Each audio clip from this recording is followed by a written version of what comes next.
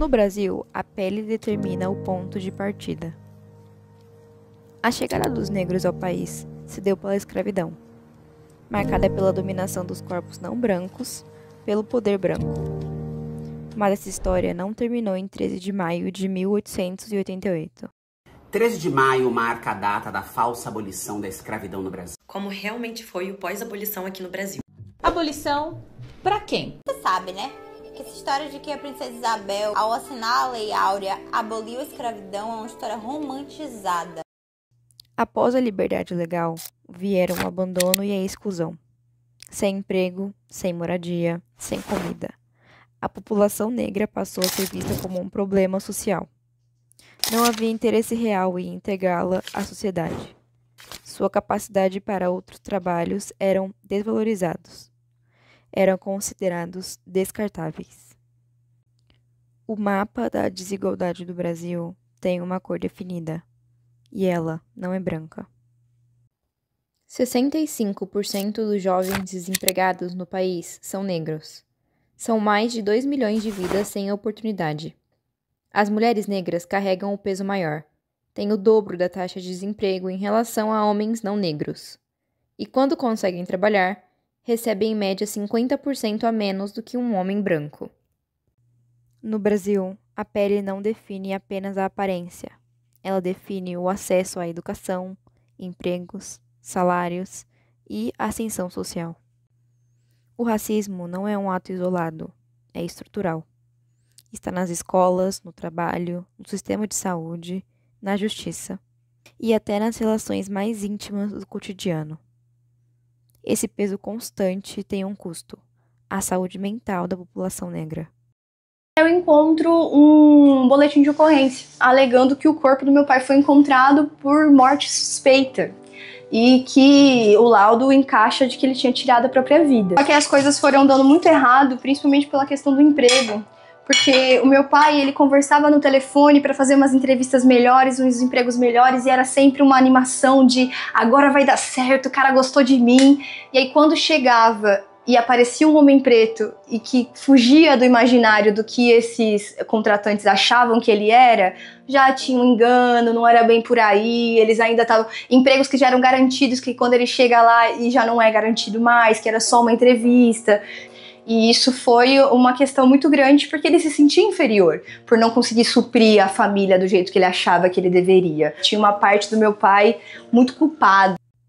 O índice de suicídio entre jovens e adolescentes negros é de 45% maior do que entre brancos. Entre homens negros de 10 a 29 anos, a chance de tirar a própria vida chega a ser 50% maior. Não se trata apenas de um sofrimento individual, é uma dor coletiva, é uma dor histórica. A escola, que deveria ser um espaço de acolhimento, muitas vezes é palco de exclusão. Mas diante de tanta dor, há resistência. Movimentos sociais e coletivos negros constroem redes de pertencimento, fortalecem a identidade e afirmam a dignidade.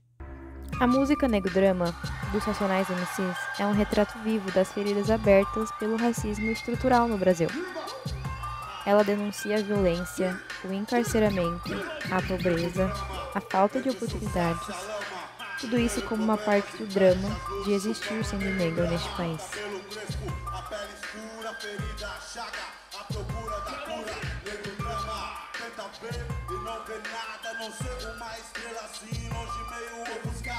Sente o drama, o preço, a cobrança no amor, no ódio, a insana vingança, nego drama. Eu sei quem drama e quem tá comigo. O trauma que eu carrego para não ser mais um preto fugido é o peso da luta diária para sobreviver física e emocionalmente. A realização profissional no Brasil ainda tem cor, enquanto pessoas brancas têm mais acesso à educação e redes de apoio.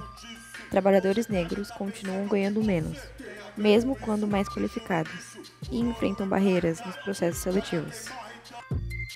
Essa frustração não é só profissional, também é emocional, gera estresse, gera ansiedade e depressão. Desde o início, a história do Brasil deixou claro quem é valorizado e quem é descartado. E os versos do Racionais ecoam como um diagnóstico social. Olha quem morre, então veja, você quem mata. O Brasil contemporâneo ainda reproduz os mecanismos de exclusão do passado. O encarceramento em massa, a violência policial, o desemprego e a falta de acesso à saúde são expressões modernas da mesma lógica escravocrata. Não se trata de coincidência, é um projeto. Mas ao mesmo tempo em que a exclusão se renova, também se renova a luta. Coletivos de mulheres negras, movimentos culturais das periferias, grupo de jovens e lideranças comunitárias transformam dor em organização política. Arte em denúncia, vivências em força. O país insiste em apagar, mas a memória insiste em permanecer. Mas a história do povo negro não é apenas dor, é também resistência. Em meio às desigualdades, à violência e à marginalização, surgem caminhos de cuidado, acolhimento e fortalecimento. Movimentos sociais, coletivos culturais, rodas de conversa e redes de apoio oferecem proteção e pertencimento. O relato de Laila, compartilhado no canal Terapia, ilustra essa luta cotidiana. Ela fala sobre o impacto do racismo estrutural em sua saúde mental, o sentimento de invisibilidade e a dificuldade de lidar com o peso histórico da opressão. Mas também mostra que buscar apoio, compartilhar experiências e se conectar com a comunidade são formas de resistir e de se reconstruir com a própria força. Cuidar da saúde mental, falar sobre sentimentos, buscar apoio e fortalecer a comunidade são atos de resistência que salvam vidas. Resistir é afirmar que viver é um direito, que a dignidade não se negocia e que o futuro pode ser transformado.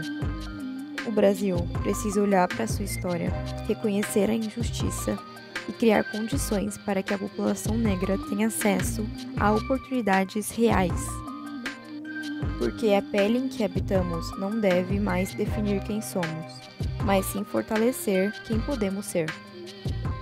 O peso da história existe, mas também existe a força de quem resiste. E é nessa força em que se encontra a esperança de um país mais justo. Um país onde a vida negra seja valorizada, respeitada e celebrada. Um país em que a pele não seja sentença, mas sim potência. Porque resistir é existir, e existir é vencer.